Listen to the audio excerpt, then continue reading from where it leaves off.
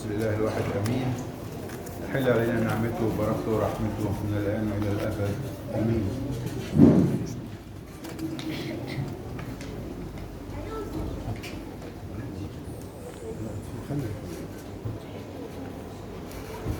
كل سنة وانتم طيبين. النهاردة الكنيسة بتحتفل،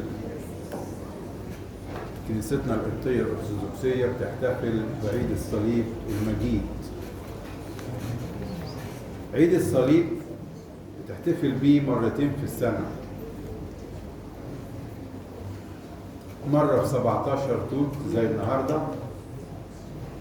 واليوم ده اللي شاف فيه الملك قسطنطين الصليب في السماء،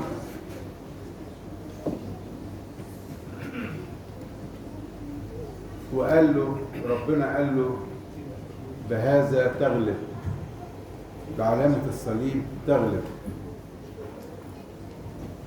فاضطر الملك قسطنطين يعمل إشارة الصليب على كل الأسلحة اللي بيستخدمها، واعتبر إن ده وعد من ربنا بهذا تغلب. واحنا كمان بنعتبر ان الوعد ده مش لقسطنطين، لينا. بالصليب نغلب.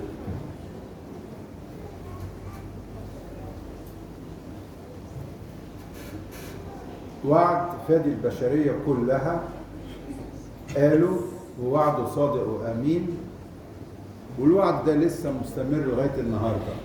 المسيح بيقول لنا بهذا تغلب، نغلب لكل واحد فينا. انت النهارده بالصليب عندك حصانه، متحصن بقوه،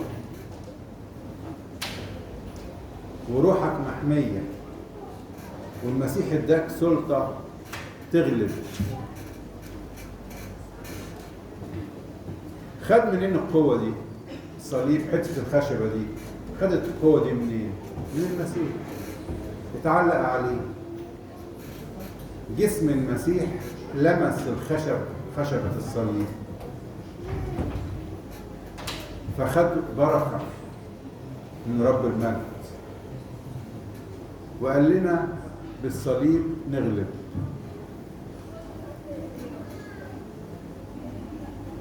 أنا أتحصن بالصليب، عشان كده بنرشم الصليب باستمرار. ممكن ما نفهمش احنا بنعمل ايه، لكن بنرشم الصليب وبيحمينا. قال لنا بهذا نغلب. طب نغلب ايه؟ زمان كان الملك قسطنطين بيحارب جيوش. طب والنهارده هيفيدني في ايه الصليب؟ قال لي لا، بهذا نغلب. اغلب ايه؟ اغلب افكار تؤذيني. افكار ايه؟ تؤذيني انا ما بحبهاش. لما افتكر علامة الصليب اقول يا رب انت قلت بهذا نغلب، خليني اغلب افكاري الردية الوحشة. تغلب ايه تاني؟ تغلب الخطية والعادة المتحكمة فيا. اغلبها بايه؟ اغلبها بعلامة الصليب. اقول له يا رب انت وعدت ووعدك صادق وامين. بس احنا ما بنجربش. احنا بنسمع الحكايات دي بس ما بنجربش، ما بنختبرش حياتنا. لكن لو جربنا هنلاقيها فعلا بتغلب.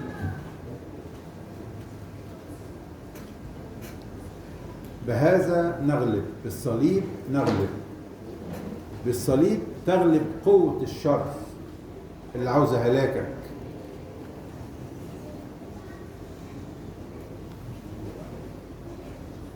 نفتكر كده علامة الصليب ونقول له يا رب انت قلت. انت ايه؟ انت قلت بالصليب نغلب. فانا دلوقتي لجأت ليك وبستعمل الصليب للي انت قلته بهذا نغلب. عشان كده ما دام الصليب جواك، الصليب معاك في فكرك وعقلك وقلبك مفيش حاجة ايه تقدر عليك تهزمك. قال له بهذا نغلب، فده وعد من ربنا. يبقى النهارده في عيد الصليب بيفكرنا بوعد إلهي ان احنا نغلب بايه؟ بالصليب. اعلان صريح وواضح. ربنا بيحبنا كلنا وقال لنا استعملوا الصليب. الصليب نستعمله ازاي؟ اي واحد فينا بيقابل صلبان كتير. صليب مرض، صليب ضيقة، تعب. نستعمله ازاي بقى احنا؟ في واحد ممكن يخفف من على غيره الصليب بتاعه، زي القديس نيقوديموس. لقى السيد المسيح بيشيل الصليب تقيل عليه، وكل شوية يقع على الأرض، ويلاقي اليهود يضربوه بالكرابيك. فجابوا يوسف نيقوديموس وشال الصليب، خفف عنه شوية. احنا المفروض نعمل كده. طب ده قول لي المسيح ما بيشيلش الصليب دلوقتي، المسيح اتصلب من 2000 سنة. لا، اقول لك صاحبك عنده صليب، صاحبتك وجارتك عندها صليب، اختك عندها صليب، اخوك عنده صليب، ممكن تشيله معاه. وده كمال المحبة اللي بنتعلمها من الصليب. في ناس تاني بقى مش تشيل الصليب عشان تخفف الحمل مع الناس. في ناس تاني ممكن تزود عليه صليب. يعني بدل ما هو شايل شيلة وشايلها بالعافية، لا، ده ممكن تزود عليه الحمولة. مش عايز اتكلم كلام كتير اجتماعيات والحاجات دي، لا. احنا نتعلم من الصليب ان احنا نشيله مع المسيح. ما هو انا لما اتعب واكون شايل الصليب، وحد يجي يساعدني ويشيل صليبي معايا، المسيح بيبص عليا وبيقول فعلا ولادي اتعلموا المحبة. ولادي اتعلموا المحبة. انت لما بتيجي الكنيسة وبترفع عينك كده ناحية الصليب، على طول بتتذكر قد ايه ربنا حبنا وبذل ابنه الوحيد على الصليب علشان احنا ما نتأذاش. ما هو ممكن يكون الصليب ده أذية، لكن لما المسيح اتصلب على الصليب نزع الأذى بتاع الصليب. يعني مثلا المسيح وهو على الصليب راحوا جابوا له شوية شوك من الشجر وعملوه زي حلقة كده، وراحوا ضغطوها على راسه. ابتدت راسه تنزف دم. الشوك أذى المسيح، لكن المسيح لما مات على الصليب نزع الأذى بتاع الشوك. احنا النهاردة في شوك بيقابلنا كتير، بس خلاص بقى اتعلمنا ان المسيح نزع الشوك، الأذى من الشوك. ما يهمنيش الشوك بقى بتاع العالم، ما يهمنيش الشوك بتاع المشاكل اللي حواليا والغلا والدنيا اللي بتشوك الواحد. المسيح نزع الأذى بتاع الشوك. المسيح نزع الأذى بتاع المرارة بتاعت المر وهو على الصليب. لما قال أنا عطشان وشربوه خل، نزع الأذى اللي في المر. بقينا احنا بنشرب النهارده الخل أكنه بركة. المسيح شرب خل أهلينا. المسيح نزع الأذى من على الصليب. كان زمان الصليب عار، اللي بيتصلب يبقى عار عليه. النهارده المسيح بقى فخر لينا. الصليب بقى فخر. الصليب القديس يوحنا ذهبي الفم بيقول ايه؟ الصليب جدد العالم وهداه، وطرد الضلال وأعاد الحق.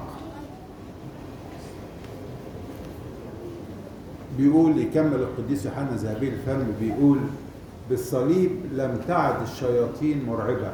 الشيطان ما بقاش مرعب زي زمان، بل بقى تافه ومزدرى بالصليب. مزدرى يخاف من الصليب. الصليب لم يعد، بالصليب لم يعد الموت موتا.